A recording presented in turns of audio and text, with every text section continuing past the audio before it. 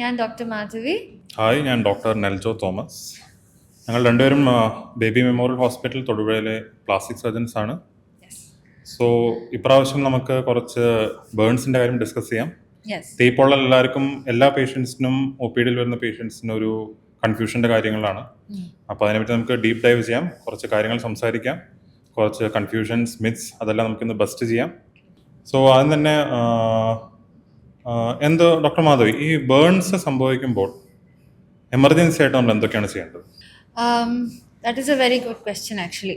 തീ പൊള്ളൽ കഴിഞ്ഞിട്ട് ആ ഫസ്റ്റ് 20-30 മിനിറ്റ്സ് ആണ് ഏറ്റവും important. So first and foremost നമുക്ക് സോഴ്സ് കൺട്രോൾ ചെയ്യണം. തീ പൊള്ളലാണെങ്കിൽ ഷുഡ് ബി വിത്ത് വെള്ളമായിരിക്കാം. വെള്ളം ഒഴിച്ചിട്ട് നന്നായിട്ട് കൺട്രോൾ ചെയ്യുക, അല്ലെങ്കിൽ ഒരു ബ്ലാങ്കറ്റ് വെച്ച് പൊതിഞ്ഞ് കൺട്രോൾ ചെയ്യുക. പിന്നെ അതെന്താ ഉടുത്തിരിക്കുന്ന ഉടുപ്പ് അതെല്ലാം മാറ്റുക. പിന്നെ ഉടുത്ത ആഭരണങ്ങളെല്ലാം എടുത്ത് മാറ്റുക. ഇതാണ് ഇമ്പോർട്ടൻറ്റ്. പിന്നെ ഇലക്ട്രിക്കൽ ബേൺസ് ആകുമ്പോഴത്തേക്ക് സോഴ്സ് കൺട്രോൾ എന്ന് പറഞ്ഞാൽ പേഷ്യൻറ്റിന് അവിടെ നിന്ന് മാറ്റുക ചെയ്യണം. Otherwise they will have continuous ഇങ്ങനെ ഇലക്ട്രിക്കൽ സ്റ്റിമുലസ് വന്നുകൊണ്ടിരിക്കും. പിന്നെ ഈ കെമിക്കൽ ബേൺസ് എന്ന് പറഞ്ഞാൽ ഈ ഫോർമിക് ആസിഡ്, നമ്മുടെ റബ്ബർ ഫാക്ടറിയിൽ കിട്ടുന്ന ഫോർമിക് ആസിഡ് വെച്ചുണ്ടാകുന്ന ബേൺസ് ആണ്. സോ അങ്ങനെ ആകുമ്പോഴത്തേക്ക് you will have to just wash running വാട്ടറിൽ കണ്ടിന്യൂസ് 20 മിനിറ്റ്സ് അത് ഒഴിക്കുക, വാഷ് ചെയ്യുക. പിന്നെ ഏറ്റവും കോമൺ ആയിട്ട് നമുക്ക് കുഞ്ഞു പിള്ളേർക്കും പിന്നെ ഹൗസ് വൈഫ്സിനും ഉണ്ടാകുന്ന ഒരു ബേൺസ് എന്ന് പറഞ്ഞാൽ സ്കാൽഡ് ബേൺസ്. സ്പെസിഫിക്കലി ചൂട് ടീ ഒഴിച്ച് ഉണ്ടാകുന്ന ഒരു ബേൺസ്. അതിന് പിന്നെ ഇത് തന്നെയാണ്, you have to just continuously 20 minutes വരെ വെറും വെള്ളം വെച്ച് നന്നായിട്ട് ക്ലീൻ ചെയ്യുക, കഴുകുക വേണം. പിന്നെ രണ്ടാമത്തേത് പേഷ്യൻറ്റിനെ അടുത്തുള്ള എമർജൻസി കെയറിലേക്ക് കൊണ്ടുവരിക. പിന്നെ അത്രയും സീരിയസ് അല്ലാത്ത ബേൺസ് ആണെങ്കിൽ പ്ലാസ്റ്റിക് സർജൻ്റെ അടുത്ത് കൊണ്ടുപോവുക. So they can do the next step in the treatment. അങ്ങനെയാണ് ബേസിക്. പിന്നെ ഇപ്പം വെരി മേജർ ബേൺസ് ലൈക്ക് തീ പൊള്ളിയിട്ട് ഇൻഹലേഷണൽ ബേൺസ് എന്ന് പറഞ്ഞാൽ ആ പുകയൊക്കെ ബ്രീത്ത് ചെയ്തിട്ട് ഉണ്ടാകുന്ന ആ ഒരു ഇൻഹലേഷണൽ ബേൺസ് വരുമ്പോഴത്തേക്ക് ദേ വിൽ ഹാവ് ബ്രെത്ത്ലെസ്നെസ് ഉണ്ടാവും. പിന്നെ അങ്ങനത്തെ പേഷ്യൻസിന് എത്രയും പെട്ടെന്ന് എമർജൻസിയിലേക്ക് കൊണ്ടുപോകേണ്ടത്. പറ്റുവാണെങ്കിൽ അവരിന് കുറച്ച് ആംബുലൻസ് വരുന്നവരെ അവരിനെ കുറച്ച് ഒരു 90 ഡിഗ്രീസിൽ ഇരുത്തിയിട്ട് അല്ലെങ്കിൽ ഒരു സൈഡിലേക്ക് ചരിച്ച് കിടത്തുന്നതാണ് ഏറ്റവും ഇമ്പോർട്ടൻറ്റ്. ഇപ്പം നമുക്ക് അടുത്തത്, വൺസ് ഒരു പേഷ്യൻറ്റ് ഇങ്ങനെ പൊള്ളിയ പേഷ്യൻറ്റ് ഹോസ്പിറ്റലിലേക്ക് വരും, എന്നിട്ട് എന്താണ് ചെയ്യാൻ പോകുന്നതെന്ന് കുറേ പേര് ഇങ്ങനെ ചോദിക്കാറുണ്ട്. നമുക്കതിൻ്റെ പറ്റി ഒന്ന് പറയാൻ പറ്റുമോ ഡോക്ടർ നെൽജോ? തീർച്ചയായും. നമ്മളിപ്പോൾ ഒരു തീപ്പൊള്ളൽ, ഇപ്പോൾ പറഞ്ഞ പോലെ തീപ്പൊള്ളൽ ഉണ്ടായി, ആ സോഴ്സിൽ നിന്ന് എത്രയും പെട്ടെന്ന് പേഷ്യൻ്റ് അവിടെ നിന്ന് മാറ്റി തീപ്പൊള്ളൽ കുറയ്ക്കാനുള്ള കാര്യങ്ങൾ തുടങ്ങി. നമ്മൾ ഹോസ്പിറ്റലിൽ എത്തിക്കഴിഞ്ഞാൽ നമ്മൾ ഉടനെ ചെയ്യേണ്ട കാര്യം എന്ന് പറഞ്ഞാൽ എത്രയും പെട്ടെന്ന് ഒരു പ്ലാസ്റ്റിനുള്ള ഹോസ്പിറ്റലിൽ വരെ കാണിക്കുന്നത് ഏറ്റവും നല്ലത്. അവിടെ എത്തിക്കഴിഞ്ഞാൽ എത്രയും പെട്ടെന്ന് പേഷ്യൻറ്റിൻ്റെ വൈറ്റൽസ് നോക്കുക, പൾസ് എങ്ങനെയുണ്ട്, BP, സാച്ചുറേഷൻ, അതായത് ശരീരത്തിൻ്റെ ഉള്ളിൽ രക്തത്തിൽ ഓക്സിജൻ്റെ അളവ് എത്രയുണ്ടെന്ന് നോക്കുക. അതെല്ലാം നോക്കി പേഷ്യൻറ്റെ സ്റ്റെബിലൈസ് ചെയ്യുക എന്നുള്ളത് ഇമ്പോർട്ടൻറ്റ് കാര്യം. ബേൺസിൻ്റെ മാനേജ്മെൻറ്റ് എന്ന് പറയുന്നത് സാധാരണഗതിയിൽ തൊലി പോകുന്നതിൻ്റെ ഒരു പ്രശ്നം എന്ന് പറഞ്ഞാൽ അതിലൂടെ ബോഡിയിലെ ഫ്ലൂയിഡ്സ് എല്ലാം പുറത്തു വരികയും ആ ഫ്ലൂയിഡ് എല്ലാം കൂടി കുറയുന്നതുകൊണ്ട് BP കുറയുക, അങ്ങനത്തെ പല പ്രശ്നങ്ങളാണ് മെയിനായിട്ട് ബേൺസിൽ ഉണ്ടാകാൻ പോകുന്നത്.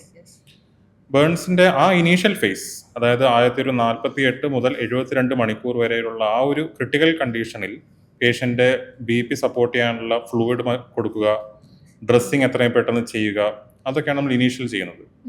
ഒരു 72 hours കഴിഞ്ഞാൽ നമുക്ക് ബേൺസിൻ്റെ പ്രോപ്പർ മാനേജ്മെൻറ്റ്, അതായത് ആ തൊലിയുടെ ബാക്കി കാര്യങ്ങൾ എങ്ങനെ ചെയ്യാം എന്നുള്ളതാണ് പിന്നെ ബാക്കി ഡിസ്കഷൻ വരുന്നത്. യൂഷ്വലി നമ്മൾ ചെയ്യാറുള്ളത്, തൊലി പോയ സ്ഥിതിക്ക് തൊലിക്കൊരു സബ്സ്റ്റിറ്റ്യൂട്ട്, ഒരു ആർട്ടിഫിഷ്യൽ സ്കിൻ പോലുള്ള കാര്യങ്ങൾ, അതൊരു വാസലിൻ ഗോസ് ഡ്രസ്സിങ് അല്ലെങ്കിൽ കൊളജൻ ഡ്രസ്സിങ് മുതലായ കുറച്ച് അഡ്വാൻസ്ഡ് കാര്യങ്ങൾ ആണ് നമ്മുടെ ഹോസ്പിറ്റലിൽ നമ്മൾ യൂഷ്വലി ചെയ്യാറ്. 72 hours കഴിഞ്ഞാൽ പിന്നെ ചെയ്യുന്നത് പറഞ്ഞാൽ ആ ഇൻഫെക്ഷൻ ആവാനുള്ള സാധ്യതയുണ്ട്. കാരണം നമ്മുടെ ശരീരത്തിലെ തൊക്ക്, അതായത് സ്കിൻ, ആ ഒരു കവറിംഗ് ലെയറാണ് ഇൻഫെക്ഷനെതിരെയുള്ള ഏറ്റവും വലിയ നമ്മുടെ പ്രതിരോധം. ആ പ്രതിരോധം പോയി കഴിഞ്ഞാൽ ആ ഇൻഫെക്ഷൻ വരാനുള്ള സാധ്യത വളരെ കൂടുതലാണ്. സോ അത്രയും പെട്ടെന്ന് നമ്മളൊരു സർജറിക്ക് ടേക്കപ്പ് ചെയ്യും. ആ സർജറിയുടെ പേരാണ് യൂഷ്വലി ടാൻജൻഷ്യൽ എക്സിഷൻ എന്നാണ് നമ്മൾ വിളിക്കാറ്. അതായത് ആ സ്കിന്നിന്റെ ഭാഗം, സ്കിന്നില്ലാത്ത ഭാഗത്ത് ഇൻഫെക്ഷൻ ആയിട്ടുള്ള ആ ഒരു മരിച്ചു പോയ ആ ഒരു ഭാഗങ്ങളെല്ലാം എടുത്ത് മാറ്റി അവിടെ വേറെ ഒന്നെങ്കിൽ നമ്മുടെ തന്നെ ശരീരത്തിന് ബാക്കിയുള്ള ഭാഗത്തുനിന്ന് സ്കിൻ എടുത്ത് വെക്കുക, അല്ലെങ്കിൽ ഇപ്പം നമ്മുടെ ഒരു കഡാവറിക് സ്കിൻ ബാങ്കിൽ നിന്ന് കഡാവറിക് സ്കിൻ എടുത്ത് വെക്കുക, അല്ലെങ്കിൽ ഒന്നും പറ്റിയില്ലെങ്കിൽ അവിടെ ജസ്റ്റ് ഒരു കൊളാജൻ ഡ്രസ്സിങ് മാത്രം വെച്ച് എത്രയും പെട്ടെന്ന് ആ ഇൻഫെക്ഷന്റെ ബർഡൻ കുറച്ച് അവിടെ ഒരു ആർട്ടിഫിഷ്യൽ സ്കിന്നോ അല്ലെങ്കിൽ നോർമൽ ഹ്യൂമൻ സ്കിന്നോ വെച്ച് ഡ്രസ്സിങ് ചെയ്യാന്നുള്ളതാണ് നമ്മൾ ഇമീഡിയറ്റ്ലി ആൻഡ് പോസ്റ്റ് ഇമീഡിയറ്റ് പ്രൊസീജിയറായിട്ട് നമ്മൾ ചെയ്യാറുള്ളത്. അപ്പൊ പിന്നെ ആ ചെയ്ത് കഴിഞ്ഞാൽ പിന്നെ അതിന് സ്കാർ ഫോർമേഷന്റെ കാര്യങ്ങൾ എങ്ങനെയാണ്? യൂഷ്വലി എല്ലാ പേഷ്യൻസിനും എല്ലാവർക്കും ഉള്ളൊരു ടെൻഷൻ അതാണ്, തീപ്പൊള്ളൽ ഏറ്റു കഴിഞ്ഞാൽ സ്കാർ വരുമോ, സ്കാർ വളരെ മോശം സ്കാറാണ്. അപ്പൊ ആ സ്കാർ ഫോർമേഷൻ കുറയ്ക്കുന്നതിന് എന്തൊക്കെയാണ് നമ്മൾ ചെയ്യേണ്ടത് സാധാരണഗതിയിൽ? അതെ, സ്കാർ ഉണ്ടാവേണ്ടതും ഈസ് ഓൾസോ ഡിപ്പെൻഡൻറ്റ്. ഇത് ഇപ്പം ഡിഗ്രി ഓഫ് ബേൺ വെച്ചാണ് സ്കാർ ഉണ്ടാവേണ്ടത്. ഇപ്പം വളരെ സൂപ്പർഫിഷ്യൽ ആയിട്ട് ബേൺസ് ആണെങ്കിൽ അത് സ്കാർ അല്ലാണ്ട് അത് തന്നെ ഹീലായി പോകും. അതേ ഒരു ഡീപ്പ് ബേൺസ് എന്ന് പറഞ്ഞാൽ യൂഷ്വലി നമുക്ക് കാണാം അതൊരു വെളുത്തിരിക്കുന്ന സ്കിന്ന്, അതിനകത്ത് ഒട്ടും രക്തോട്ടം ഉണ്ടാവില്ല, പിന്നെ പെയിൻ ഉണ്ടാവില്ല. അങ്ങനത്തെ ഒരു സ്കിൻ ആണെങ്കിൽ അത് യൂഷ്വലി, അല്ലെങ്കിൽ കൊമ്മൾ വരുന്ന സിറ്റുവേഷൻ ആണെങ്കിൽ അത് യൂഷ്വലി അതൊരു ഡീപ്പ് ബേൺ ആയിരിക്കും. അങ്ങനത്തെ ബേൺസ് അങ്ങനെ വിട്ടാൽ അത് ഹീലാകും, പക്ഷെ ഹീലാകുമ്പോഴത്തേക്ക് ഒരു തടിച്ച ഒരു വൃത്തിയുടെ ഒരു സ്കാർ ഉണ്ടാവും. അങ്ങനെ സോ യൂഷ്വലി ഇത് പ്രിവെൻറ്റ് ചെയ്യാനുള്ള ഏക ഒരു പ്രൊസീജിയർ എന്താണെന്ന് വെച്ചാൽ നമ്മുടെ നിങ്ങൾ ഓൾറെഡി ആദ്യം പറഞ്ഞ പോലെ ഏർലി സർജറി ചെയ്ത് അത് എത്രയും പെട്ടെന്ന് അതൊക്കെ എക്സസൈസ് ചെയ്തിട്ട് സ്കിൻ ഗ്രാഫ്റ്റോ അല്ലെങ്കിൽ കഡാവറിക് സ്കിൻ ഗ്രാഫ്റ്റോ അല്ലെങ്കിൽ ആർട്ടിഫിഷ്യൽ എന്തെങ്കിലും കൊളാജനൊക്കെ വെച്ചിട്ട് ആണ് ചെയ്യേണ്ടത്. ശരിക്കും പറഞ്ഞാൽ സ്കിൻ ഗ്രാഫ്റ്റാണ് ബെസ്റ്റ് അതിന്. ദെൻ അല്ലാതെ നമുക്ക് സ്കാർ ലെറ്റസ് നമ്മൾ സ്കിൻ ഗ്രാഫ്റ്റ് ചെയ്യേണ്ട ആവശ്യം വന്നില്ല. ഇറ്റ്സ് എ വെരി ഡീപ്പും അല്ല അത്രയും സൂപ്പർഫിഷ്യൽ അല്ല, ഇടയ്ക്കുള്ള ബേൺ ആണെങ്കിൽ ചിലപ്പോൾ നമുക്ക് ഗ്രാഫ്റ്റ് വേണ്ടി വരാം, ചിലപ്പോൾ വേണ്ടി വരില്ലെങ്കിലും അതെന്തെങ്കിലും അത് ഹീലായി വരുമ്പോഴത്തേക്ക് അത് കുറച്ചൊരു സ്കാർ വരാം, തടിച്ച് വരുന്ന സ്കാർ ഉണ്ടാവാം. അതിനെ നമുക്ക് പ്രിവെൻറ്റ് ചെയ്യാൻ വേണ്ടിയിട്ട് കുറേ ഫെസിലിറ്റീസ് ഉണ്ട്, കുറേ ടെക്നിക്സ് ഉണ്ട്. ഒന്ന് അതിനകത്ത് പ്രഷർ ഗാർമെൻറ്റ്സ് ഇടുക. സോ പ്രഷർ ഗാർമെൻറ്റ്സ് ശരിക്കും വളരെ ടൈറ്റായിട്ടുള്ള ഉടുപ്പ്. സോ അത് ഇട്ട് കഴിഞ്ഞാൽ ആ പ്രഷർ കൊണ്ട് അത് അമങ്കി ഉണ്ടാവും. സോ ഇറ്റ് വിൽ നോട്ട്, അത് വളരെ വൃത്തികേടായിട്ട് അങ്ങനെ വളർന്നു വരത്തില്ല. ഫസ്റ്റ്. സെക്കൻഡ് തിങ്, പിന്നെ സിലിക്കോൺ ബേസ്ഡ് ജെൽസും ഓയിൻമെൻറ്റ്സ് ഉണ്ടാവും which will help to sort of ഈ വളർച്ചന് കുറയ്ക്കാനുള്ള, ഈ സ്കാർ ടിഷ്യൂ വളർച്ചന് കുറയ്ക്കാനുള്ള ഓയിൻമെൻറ്റ്സ് ഉണ്ടാവും. പിന്നെ നമുക്ക് സ്പ്ലിൻസ് ഉണ്ടാവും. ഇതിനകത്ത് ഏറ്റവും കോമൺ ആയിട്ട് ഉണ്ടാകുന്ന ഒരു പ്രശ്നം എന്ന് വെച്ചാൽ സ്കാർ പാടുണ്ടായി കഴിഞ്ഞിട്ട് അത് ചില പാടുകൾ ഇങ്ങനെ ചുരുങ്ങി പോകുമ്പോഴത്തേക്ക് ഈ ജോയിൻറ്റ്സ് ഒക്കെ ചുരുങ്ങി വരും. സോ പിന്നെ അതിനും ഒരു പ്രശ്നമാണ്. It is we unable to extend their limbs. ഈ കഴുത്തൊക്കെ പൊക്കാനൊക്കെ പറ്റില്ല. അങ്ങനത്തെ പാടുകൾക്ക് ആണെങ്കിൽ നമുക്ക് സ്പ്ലിൻസ് ഇടാം. ഇതെല്ലാം ഞങ്ങൾ യൂഷ്വലി ബേൺസ് ആവുന്നതിന് ഉടനെ ഇമ്മീഡിയറ്റ്ലി ആഫ്റ്റർ ദ ബേൺസ് നമ്മൾ തുടങ്ങാറുണ്ട്. സോ ദാറ്റ് ഇത് പിന്നീട് ഭാവിയിൽ ഇങ്ങനത്തെ ഒരു വലിയ വൃത്തിയുടെ ചുരുങ്ങിയുള്ള സ്കാറൊന്നും വരാതിരിക്കാൻ വേണ്ടിയിട്ട് ചെയ്യുന്ന കാര്യങ്ങളാണ്. പക്ഷേ ചിലരിങ്ങനെ പറയാറുണ്ട്, ഇത്രയും ചെയ്തിട്ടും പിന്നീട് സ്കാർ വരുന്നുണ്ട്. പിന്നെ ഇതെല്ലാം ശരി, പക്ഷെ അല്ലാതെ നമുക്ക് ഈ ചുരുങ്ങിയുള്ള സ്കാറല്ല, പക്ഷെ തടിച്ചിരിക്കുന്ന സ്കാർസിന് നമുക്ക് ഇത്രയും ചെയ്തിട്ടും ഒരു വൃത്തിയുടെ സ്കാർ വരുന്നുണ്ട്. അത് നമുക്ക് എന്തെങ്കിലും ചെയ്യാൻ പറ്റുമോ എന്ന് ചോദിക്കാറുണ്ട്. അതിനെ പറ്റി നിങ്ങളുടെ ഒപ്പീനിയൻ പറയണം. തീർച്ചയായും ഈ ബേൺസിൽ ആദ്യം തന്നെ നമുക്ക് മനസ്സിലാക്കേണ്ടത്, ഈ ബേൺസ് ഉണ്ടാവുക എന്ന് പറഞ്ഞു കഴിഞ്ഞാൽ സ്കാർ ഫോർമേഷൻ പറ്റി നോക്കുകയാണെങ്കിൽ ഇറ്റ്സ് ലൈക്ക് എ ടൈലർ. ഇപ്പോൾ ഒരു തയ്യൽക്കാരൻ്റെ അടുത്ത് വരികയാണ്, ഒരു നോർമൽ ആയിട്ടുള്ളൊരു ഡ്രസ്സ് ഉണ്ടാക്കാൻ പറഞ്ഞു കഴിഞ്ഞാൽ പുള്ളി എങ്ങനെ ചെയ്യും? ആൾ നന്നായിട്ട് വെട്ടി നന്നായിട്ട് തയ്ച്ച് ശരിയാക്കും. പക്ഷെ ഒരു ബേൺസ് വരിക എന്ന് പറഞ്ഞു കഴിഞ്ഞാൽ ഈ പുള്ളിയുടെ അടുത്ത് പെട്ടെന്ന് ചെയ്യണമെന്ന് പറഞ്ഞൊരു സാധനം കൊടുക്കുന്ന പോലെയാണ്. മനസ്സിലായി? അപ്പൊ ആ പുള്ളിക്കാരൻ വന്നു നോക്കി, ബേൺസായി, പ്രശ്നമാണ്, എങ്ങനെയെങ്കിലും പെട്ടെന്ന് സ്കിൻ അങ്ങോട്ട് കവർ ചെയ്ത് വെക്കണം.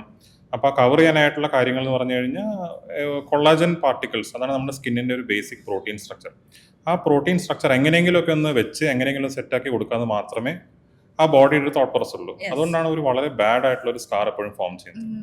അപ്പോൾ ഈ ബാഡ് ആയിട്ടുള്ള സ്കാർ യൂഷ്വലി 2 ടൈപ്സ് ഉണ്ട്. ഒന്നെങ്കിൽ ഒരു ഫങ്ഷണൽ ആയിരിക്കും, അല്ലെങ്കിൽ ഒരു എസ്തെറ്റിക് ആയിരിക്കും. ഫങ്ഷൻ എന്ന് പറഞ്ഞു കഴിഞ്ഞാൽ ഇപ്പോൾ നമ്മുടെ ഇപ്പോൾ ജോയിൻസിന്റെ അക്രോസ് ആയിട്ടൊരു സ്കാർ വരും. ഇപ്പോൾ കഴുത്ത് ടു ഫേസിലേക്ക് വരിക, അല്ലെങ്കിൽ കൈ ഒട്ടിപ്പിടിക്കുക, അതൊക്കെയാണ് ഒരു ഫങ്ഷണൽ കാര്യങ്ങൾ. അപ്പോൾ അതിനൊക്കെ നമ്മൾ സാധാരണഗതിയിൽ സർജറീസ് ആണ് നമ്മൾ സജസ്റ്റ് ചെയ്യുന്നത്. ഇപ്പോൾ നമ്മളൊരു സ്പെഷ്യൽ പ്രൊസീജിയർ സെറ്റ് പ്ലാസ്റ്റി അല്ലെങ്കിൽ ഒരു എക്സിഷൻ ആൻഡ് ഗ്രാഫ്റ്റിംഗ് പോലുള്ള സർജറീസ് ആണ് നമുക്ക് വേണ്ടി വരിക. സപ്പോസ് ഇപ്പോൾ ഒരു എസ്തെറ്റിക് പ്രോബ്ലമാണ്, ഇപ്പോൾ അതായത് ഒരു കാണുന്നതിലൊരു പ്രശ്നമാണ്, ഇപ്പോൾ ഇച്ചിരി പിഗ്മെന്റേഷൻ കുറവാണ്, ഇച്ചിരി വെളുത്തിരിക്കുന്നു, അങ്ങനെയാണെങ്കിൽ നമുക്ക് നമ്മുടെ ഹോസ്പിറ്റലിൽ ഉള്ള ലേസേഴ്സ് വെച്ചാണ് നമ്മൾ യൂഷ്വലി റീസർഫസ്, അതായത് കുറച്ചും കൂടി ഒരു ബെറ്റർ സ്കാർ ഫോർമേഷൻ നമ്മൾ കൊടുക്കുന്നത്. സപ്പോസ് ഇപ്പം അങ്ങനെ ഒരു ഫങ്ഷണൽ അല്ല, ഫങ്ഷണൽ പ്രോബ്ലം അല്ല, അത് കൈ അനക്കാൻ പ്രശ്നമില്ല എന്ന ഒരു എസ്തെറ്റിക് പ്രോബ്ലം അല്ല, അങ്ങനെ ഒരു പിഗ്മെന്റേഷൻ പ്രശ്നമില്ല, പക്ഷെ തടിച്ച് ഉരുണ്ട ഹൈപ്പർ ട്രോഫിക് സ്കാർസ് നമ്മൾ വിളിക്കും അതിനെ. അതിനെന്ത് ചെയ്യണമെന്ന് വെച്ച് കഴിഞ്ഞാൽ യൂഷ്വലി നമ്മൾ ചെയ്യാറുള്ളത് സ്റ്റീറോയിഡ് ഇഞ്ചക്ഷൻസ് കൊടുക്കുകയാണ് ചെയ്യുന്നത്. ഒരു ഇഞ്ചക്ഷൻ കൊണ്ട് ശരിയാവില്ല, അതൊരു 3 വീക്കിൽ നമുക്കൊരു 3 to 6 ഇഞ്ചക്ഷൻസ് വരെ കൊടുക്കേണ്ടി വരും. പക്ഷെ അത് വളരെ കറക്റ്റായിട്ട് ഫോളോ ചെയ്യുന്ന ആൾക്കാർക്ക് വളരെ നല്ല റിസൾട്ട്സ് വരുന്ന ഒരു കാര്യമാണ് സ്റ്റീറോയിഡ് ഇഞ്ചക്ഷൻ കൊടുക്കുക എന്ന് പറയുന്നത്. ആൻഡ് സ്റ്റീറോയിഡ് ഇഞ്ചക്ഷൻസിന്റെ കൂടെ നമുക്ക് അതൊരു സ്കാർ മസാജ് ചെയ്യാം, അല്ലെങ്കിൽ പിന്നെ നമ്മളൊരു സിലിക്കോൺ ഷീറ്റ് വെച്ച് ഡ്രസ്സിങ് കൊടുക്കാം, അല്ലെങ്കിൽ ഇപ്പോൾ ഡോക്ടർ മാധവി പറഞ്ഞ പോലെ കംപ്രഷൻ ഗാർമെന്റ്സ് കൊടുക്കാം. ഇതൊക്കെയാണ് ഒരു മോഡറേറ്റ് ലെവൽ ഓഫ് സ്കാറിംഗ് ഉള്ള പേഷ്യൻസിന് നമ്മൾ സാധാരണ ചെയ്യാറുള്ളത്. അടുത്തായിട്ട് നമ്മുടെ പ്ലാസ്റ്റിക് സർജറി ആൻഡ് ബേൺസുമായിട്ട് റിലേറ്റഡ് ആയിട്ടുള്ള കുറച്ച് മിഥ്യാധാരണകൾ എന്തൊക്കെയാണ് നമുക്കൊന്ന് പരിശോധിക്കാം. സാധാരണ ഇതിൽ ആൾക്കാർ കുറേയൊക്കെ വീടുകളിൽ പറയുന്നുണ്ട്, തീപ്പൊള്ളലേറ്റ് കഴിഞ്ഞാൽ ഉടനെ കുറച്ച് ടൂത്ത് പേസ്റ്റ് വാരി അങ്ങോട്ട് തേക്കുക, അല്ലെങ്കിൽ കുറച്ച് കാപ്പിപ്പൊടി ഇടുക. അതിലൊക്കെ ഒരു ശാസ്ത്രീയമായ എന്തെങ്കിലും ഉണ്ടോ, അതോ വെറും മിഥ്യാധാരണകൾ മാത്രമാണോ? അതൊരു മിത്ത് തന്നെയാണ്. ശരിക്കും പറഞ്ഞാൽ ഇതെല്ലാം യൂസ് ചെയ്യാൻ പാടില്ല. Specifically tooth paste. എന്തിനാന്ന് വെച്ചാൽ ടൂത്ത് പേസ്റ്റിൽ മെത്തനോൾ ഉണ്ടാവും. മെത്തനോൾ അത് വളരെ ഒരു ഹീറ്റ് പ്രിസർവിങ് സബ്സ്റ്റൻസ് ആണ്. സോ നമ്മൾ മെൻതോൾ ഈ ടൂത്ത് പേസ്റ്റ് ഇട്ട് കഴിഞ്ഞാൽ അത് ഹീറ്റിന് ഇങ്ങനെ ട്രാപ്പ് ചെയ്യും. സോ അടിയിലുള്ള ആ സ്കിന്നിന് പൊള്ളൽ ഇനി കൂടും ആൻഡ് ഇനി മോശമാക്കും അതിനെ. That's first thing. പിന്നീട് നമുക്കത് എടുക്കാനും ഭയങ്കര പാടാണ്. It's very difficult to pull out that toothpaste. രണ്ടാമത്തെ കോഫി പൊടി ഇടുന്ന ഒരു സയൻറ്റിഫിക് പ്രൂഫ് ഇല്ല. It doesn't make any difference, but it may actually, അത് ശരിക്കും പറഞ്ഞാൽ അത് ഇനി കൂടുതൽ ഇൻഫെക്ഷൻ ആക്കാം. ഇനീഷ്യൽ നമ്മുടെ ഫസ്റ്റ് 24 to 48 hours ബേൺസ് ശരിക്കും പറഞ്ഞാൽ സ്റ്റെറൈൽ വൂണ്ടാണ്. നമ്മൾ ഈ കോഫി പൊടി ഈ ടൂത്ത് പേസ്റ്റ് ഒക്കെ ഇട്ടിട്ട് ഞങ്ങൾ അനുപാതം കൂട്ടുക. So it is better not to put any of those. പിന്നെ ചിലരിങ്ങനെ എൻ്റെ അടുത്ത് വന്ന ക്വസ്റ്റ്യൻസ് എന്താണെന്ന് വെച്ചാൽ, ഇതെല്ലാം ശരി, നമ്മൾ ഐസ് വാട്ടർ ഇടാവോ എന്ന് ചോദിക്കും. That is also an absolute no. Because നമ്മുടെ ബേൺസ് ആയി കഴിഞ്ഞിട്ട് ബോഡിയുടെ ടെമ്പറേച്ചർ ശരിക്കും it is not very hot. Sense നമ്മൾ ബോഡി ടെമ്പറേച്ചർ വളരെ ലയബിൾ ആണ്. അത് ഒത്തിരി കോൾഡ് വാട്ടർ, ഐസ് കോൾഡ് വാട്ടറൊക്കെ ഇട്ട് കഴിഞ്ഞാൽ ബോഡി ടെമ്പറേച്ചർ അങ്ങനെ പെട്ടെന്ന് ഇങ്ങനെ കുറയും. And that is very much the sense problematic. അതിനി കൂടുതൽ പ്രശ്നമാക്കും പേഷ്യൻറ്റിന്. സോ ഇങ്ങനെ അത് ചെയ്യാൻ പാടില്ല ശരിക്കും പറഞ്ഞു. പിന്നെ പലരും ചോദിക്കുന്നതാണ്, ഇപ്പോൾ ബേൺസ് വന്ന പേഷ്യൻസ്, തീപ്പൊള്ളലേറ്റ പേഷ്യൻസിന് സർജറി ചെയ്തത് കുറച്ച് അപകടമുള്ളതാണോ പ്രശ്നമുള്ളതാണോ എന്നൊക്കെ. അങ്ങനെ ആക്ച്വലി സർജറി ചെയ്തുകൊണ്ട് പേഷ്യന്റ് റിസ്ക് കൂടുതലാണോ? ഡീപ്പ് ബേൺസിന് എന്തായാലും സർജറി വേണം. സർജറി ചെയ്യേണ്ടത് ഇറ്റ്സ് വേൾഡ് വൈഡ് അക്സെപ്റ്റഡ് ആയിട്ടുള്ള ഒരു പ്രൊസീജിയറാണ് ഫോർ ഡീപ്പ് ബേൺസ്. ഇപ്പം നമ്മൾ ഡീപ്പ് ബേൺസിന് സർജറി ചെയ്തില്ലെങ്കിൽ ഉണ്ടാകുന്ന പ്രശ്നങ്ങൾ കൂടുതലാണ് than with surgery. So we follow it. It is a very standard procedure. Surgery ചെയ്തിട്ട് ആ എസ്ചർ എന്ന് പറയും, ആ വെളുത്തിരിക്കുന്ന ഡീപ്പ് ബേൺസ്, ആ മറിച്ച സ്കിന്നിന് എടുക്കേണ്ടത്, പിന്നെ തൊലി വെച്ച് അവിടെ കവർ ചെയ്യേണ്ടത്, ശരിക്കും പറഞ്ഞാൽ that is a very good procedure for the patient to improve. അത് ഹെൽത്തിന് ഇംപ്രൂവ് ചെയ്യും, അനുപാതം കുറയ്ക്കും. So it's not a very dangerous procedure. Done under the right circumstances, right supervision, it is a very safe procedure. Okay. പിന്നെ എപ്പോഴും ആൾക്കാർ ചോദിക്കുന്നുണ്ട്, ഇപ്പോൾ ഒരു നമ്മൾ സ്കാറിങ്ങിനെ പറ്റി പറഞ്ഞല്ലോ, ഇപ്പോൾ ഒരു 10 വർഷമായിട്ടുള്ള സ്കാർ അത് പെർമനന്റ് ആണോ, അതോ അതിന് നമുക്ക് എന്തെങ്കിലും ചെയ്യാൻ പറ്റുമോ പ്ലാസ്റ്റിക് സർജറി വെച്ച്? അത് അഗൈൻ അത് ടൈപ്പ് ഓഫ് സ്കാറിനനുസരിച്ചായിരിക്കും. ഇപ്പം 10 വർഷം മുൻപത്തെ സ്കാറിന് നമുക്ക് പ്ലാസ്റ്റിക് സർജറി തന്നെ വേണം. വേറെ ഈ ഓയിൻമെൻറ്റ്സ് കൊണ്ട് പിന്നെ അല്ലാതെ ഈ ലേസർ കൊണ്ട് ഒത്തിരി ആവാൻ പോകുന്നില്ല. സോ അത്രയും സ്കാറിന് ഞങ്ങൾക്ക് എടുത്തിട്ട് കട്ട് ചെയ്ത് എടുത്തിട്ട് വേറെ സൂച്ചർ ഇട്ടിട്ട് നമുക്കത് ശരിയാക്കാം. That's cold jet plasty. അത് സ്കാർ റിവിഷൻ എന്ന് പറയാം.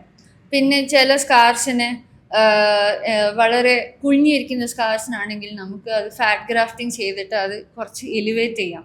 പിന്നെ വളരെ വൃത്തികേടായിട്ട് കാണുന്ന സ്കാർസ് ആണെങ്കിൽ നമുക്ക് ആ സ്കാറൊക്കെ കട്ട് ചെയ്തിട്ട് സ്കിൻ ഗ്രാഫ്റ്റിംഗ് ചെയ്യാം. സ്കിൻ ഗ്രാഫ്റ്റിംഗ് ചെയ്ത് വരുമ്പോഴത്തേക്ക് ആ കളർ മാച്ച് നന്നായിട്ടുണ്ടാവും.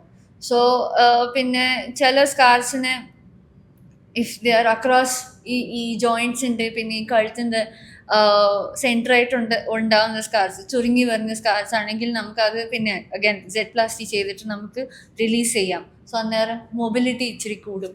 ഇങ്ങനെ ഓൾഡ് സ്കാർസിന് നമുക്ക് എന്തായാലും പ്ലാസ്റ്റിക് സർജറി ചെയ്തേ പറ്റുള്ളൂ. That is how they will settle. പിന്നെ ദെൻ കുറേ പേരിങ്ങനെ ചോദിക്കാറുണ്ട്, ഇപ്പം ഈ സ്കാർസ് പെർമനൻ്റ് ആണോ? ഇപ്പം ആക്ച്വലി കുറേ പേരിന് ഇങ്ങനെ ഒരു സ്കാർ ശരിക്കും പറഞ്ഞാൽ ഇത്രയും തടിച്ചുണ്ടാവില്ല. ഇറ്റ് ഈസ് വെരി പിഗ്മെൻറ്റ് കുറവായിട്ട് ഹൈപ്പോ പിഗ്മെൻറ്റഡ് എന്ന് പറയും. സോ ഇങ്ങനെ ഹൈപ്പോ പിഗ്മെൻറ്റഡ് സ്കാർസ് നമുക്ക് എന്തെങ്കിലും ചെയ്യാൻ പറ്റുമോ? നമ്മുടെ യൂഷ്വലി ബേൺസ് കഴിഞ്ഞിട്ട് വരുന്ന ഒരു ഹൈപ്പർ പിഗ്മെന്റ്, അതായത് പിഗ്മെന്റ് കളർ കൂടി കുറച്ച് കറുപ്പ് നിറം കൂടിയതായിരിക്കും വരാൻ പോകുന്നത്. പക്ഷേ ചുരുക്കം ചില പേഷ്യൻസിൽ കറുപ്പ് നിറം കുറഞ്ഞ് ഹൈപ്പോ പിഗ്മെന്റഡ് ആയിട്ട് സ്കാർസ് വരാറുണ്ട്. അതിന് തീർച്ചയായിട്ടും നമുക്ക് ചില പ്രൊസീജിയേഴ്സ് ഉണ്ട് പ്ലാസ്റ്റിക് സർജറി. ഇപ്പോൾ മെലനോസൈറ്റ് ട്രാൻസ്ഫർ പോലെ, അതായത് ശരീരത്തിൻ്റെ ഉള്ള ഈ കറുപ്പ് നിറം ഉണ്ടാക്കുന്ന മെലാനിൻ എന്ന പിഗ്മെന്റ് ആണ്. അത് ഉണ്ടാക്കുന്നത് മെലനോസൈറ്റ് എന്ന സെല്ലാണ്. അപ്പോൾ ആ സെല്ലിനെ മറ്റൊരു ഭാഗത്ത് നിന്ന് എടുത്ത് അതിലേക്ക് നമുക്ക് ട്രാൻസ്പ്ലാന്റ് ചെയ്യുകയും ആ മെലാനോസൈറ്റിൽ നിന്നുണ്ടാകുന്ന മെലാനിൻ കുറച്ചും കൂടെ ആ പിഗ്മെന്റേഷൻ ശരിയാക്കുകയും അങ്ങനത്തെ പ്രൊസീജിയേഴ്സ് നമ്മൾ പ്ലാസ്റ്റർ ചെയ്ത് കഴിഞ്ഞാൽ ഒരു പരിധി വരെ നമുക്ക് ആ ഹൈപ്പോ പിഗ്മെന്റേഷൻ കുറയ്ക്കാനായിട്ട് സാധിക്കുന്നതാണ്. അത് എല്ലാത്തിനും ഇങ്ങനെ മെലനോസൈറ്റ് ട്രാൻസ്ഫർ ചെയ്യാൻ പറ്റുമോ? Or is it applicable for all hypo pigmented scars? അല്ലെങ്കിൽ തീർച്ചയായും ഇപ്പോൾ ബേൺസ് മാത്രമല്ല, ഇപ്പോൾ അല്ലാതെ ഒരു പിഗ്മെന്റേഷൻ കുറവുള്ള വിറ്റിലാഗോ പോലുള്ള കണ്ടീഷനുള്ള പേഷ്യൻസിന് വളരെയധികം സ്റ്റാൻഡേർഡ് ആയിട്ട് ചെയ്യുന്ന ഒരു പ്രൊസീജിയറാണ് മെലനോസൈറ്റ് ട്രാൻസ്ഫർ. കാരണം അതിലൂടെ മെലാനിൻ വരികയും അതിലൂടെ ആ പിഗ്മെന്റേഷൻ പ്രോബ്ലംസ് ഒരു പരിധി വരെ കൺട്രോൾ ചെയ്യാനും പറ്റുന്ന ഒരു പ്രൊസീജിയറാണ്. And it's a very safe procedure. വളരെ സേഫ് ആയിട്ടുള്ള പ്രൊസീജിയറാണ് മെലനോസൈറ്റ് ട്രാൻസ്ഫർ എന്ന് പറയുന്നത്. ഓക്കെ, ഇന്നിപ്പോൾ നമ്മൾ കുറേ ബേൺസിന്റെ കുറേ കാര്യങ്ങൾ മനസ്സിലാക്കി, കുറേ കാര്യങ്ങൾ ഞാനായിട്ടും മാഡമായിട്ടും പറഞ്ഞു. പല കാര്യങ്ങളും നമ്മുടെ പ്രേക്ഷകർക്ക് മനസ്സിലാക്കാനായിട്ട് സാധിച്ചെന്ന് വിചാരിക്കുന്നു. അപ്പോൾ പക്ഷേ ഡോക്ടർ മാധവി, നമുക്കൊരു വളരെ സംക്ഷിപ്തമായിട്ട് വളരെ കുറച്ച് കാര്യങ്ങൾ മാത്രം നമ്മുടെ ആൾക്കാർക്ക് മനസ്സിൽ തങ്ങി വെക്കണം എന്നുണ്ടെങ്കിൽ അതിനെപ്പറ്റി ഒന്ന് പറയാം. എത്ര ഒരു വളരെ ഷോർട്ടായിട്ട് എന്താ പറയാൻ പറ്റുക നമുക്ക്? തീർച്ചയായിട്ടും. First and foremost acute burns പൊള്ളലുണ്ടായ ശേഷം പെട്ടെന്ന് നമുക്ക് ചെയ്യാൻ പറ്റുന്നത് ഫസ്റ്റ് സോഴ്സ് കൺട്രോൾ ചെയ്യേണ്ടത് പൊള്ളലാണ്. തീ കൺട്രോൾ ചെയ്യുക. ഇലക്ട്രിക്കൽ ബേൺസ് ആണെങ്കിൽ ഇലക്ട്രിക്കൽ സോഴ്സിൽ നിന്ന് പേഷ്യൻറ്റ് മാറ്റുക. പിന്നെ ഈ ഉടുപ്പും പിന്നെ ആഭരണങ്ങളൊക്കെ മാറ്റുക. എത്രയും പെട്ടെന്ന് ഹോസ്പിറ്റലിൽ എടുത്ത് കൊണ്ടുപോവുക. ഈ ടൂത്ത് പേസ്റ്റ്, കോഫി പൊടി ഇങ്ങനത്തെ സാധനങ്ങൾ ഇടാതിരിക്കുക. ഇങ്ങനെ പിന്നെ ആ ഒരു ബേൺസ് ആയിട്ട് ഹോസ്പിറ്റലിൽ പോയി കഴിഞ്ഞാൽ ഒരു പ്ലാസ്റ്ററിനുള്ള ഹോസ്പിറ്റലിൽ കാണിക്കുക എന്നുള്ളതാണ് ഇമ്പോർട്ടൻറ്റ് കാര്യം. പിന്നെ എത്രയും പെട്ടെന്ന് പേഷ്യൻറ്റിൻ്റെ ഡെപ്ത്, അതായത് തീവ്രത അനുസരിച്ച് ഓപ്പറേഷൻ വേണോ അതോ ഡ്രസ്സിങ് മാത്രം മതിയെന്ന് തീരുമാനിക്കുക. ഓപ്പറേഷൻ വേണമെന്നുണ്ടെങ്കിൽ തന്നെ ആ tangential excision and skin grafting എന്ന് പറഞ്ഞ സർജറിക്ക് പേഷ്യൻറ്റിനെ എടുക്കുക എന്നുള്ളതാണ് ഇമ്പോർട്ടൻറ്റ് കാര്യം. And it's a very safe surgery. It is a very standard procedure and protocol of all. ഒരുമാതിരിപ്പെട്ട ലോകത്തിലെ തന്നെ എല്ലാ തീപ്പൊള്ളലേറ്റ പേഷ്യൻസിനും കൊടുക്കുന്ന ഒരു സ്റ്റാൻഡേർഡ് ഓപ്പറേഷനാണ് അത്. And it is a very safe procedure. And തീപ്പൊള്ളലേറ്റതിന് ശേഷം ഉണ്ടാകുന്ന സ്കാറിങ് കുറയ്ക്കാനായിട്ട് നമ്മളൊന്നെങ്കിൽ പ്രഷർ ഗാർമെൻറ്റ്സ് അല്ലെങ്കിൽ സിലിക്കൺ ഷീറ്റ് മുതലായ കാര്യങ്ങൾ അപ്ലൈ ചെയ്യുക. ഓൾഡ് ആയിട്ടുള്ള സ്കാർ, ഇപ്പോൾ ഒരു 10-15 വർഷമായിട്ടുള്ള സ്കാർ ആണെങ്കിൽ തന്നെയും പേടിക്കേണ്ട കാര്യമില്ല. നമുക്ക് ആ സ്കാറ് മാറ്റി അതിനുള്ള പ്രൊസീജിയേഴ്സും ചെയ്ത് ആ സ്കാറും ശരിയാക്കാമെന്ന് തന്നെയാണ് നമുക്ക് മനസ്സിലാക്കി തന്നിരിക്കുന്നത്. സോ ഇന്നത്തെ ഈ ഡോക്ടേഴ്സ് ചാറ്റിൻ്റെ ഡിസ്കഷനിൽ നിങ്ങൾക്ക് കുറേ കാര്യങ്ങൾ മനസ്സിലായി എന്ന് തോന്നുന്നുണ്ട്. I hope it is very informative. For any further information please contact us. Thank U.